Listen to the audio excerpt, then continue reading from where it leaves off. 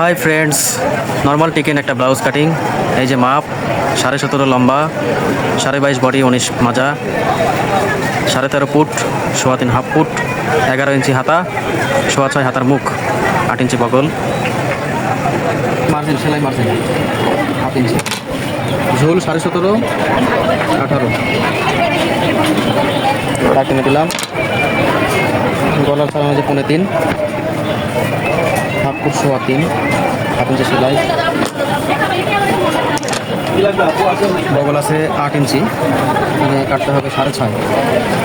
Body যত বেশি হবে বগল কমা কাটতে হবে। পেছনে 3.25 ইঞ্চি,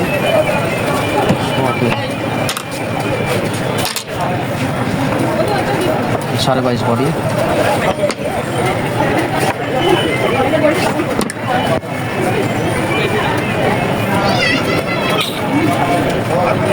এই 8 ইঞ্চি হয়ে গেছে, কেটে নেব।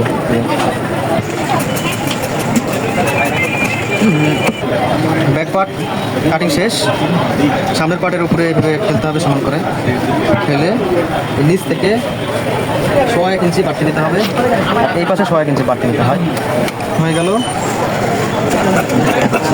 প্লিট হয়ে গেল। তো ব্যাক পার্ট উঠে নিচ্ছি। এই যে তালপাতে দাগ দিয়ে দিলাম, তালপাত কেটে দিতে হবে। আর এই যে গলা সেকেন্ড পয়েন্ট হবে হলো 9.5। এই যে 9.5 দাগ দিতে হবে। এটাই হলো মেন কাজ ফ্রন্ট পার্টের। এটা ভুল করলে সেটিং হবে না ব্লাউজ। এই মিলাই দিতে হবে সব, এই পাশ থেকে এখানে। এবার দাগ দিতে হবে। এটা হলো টিকেন এই পর্যন্ত শেষ হবে।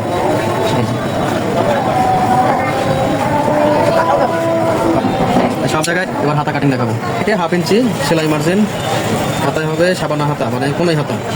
3 ইঞ্চি বগল ডাউন, 11 ইঞ্চি হাতার লম্বা, 1 ইঞ্চি সেলাই।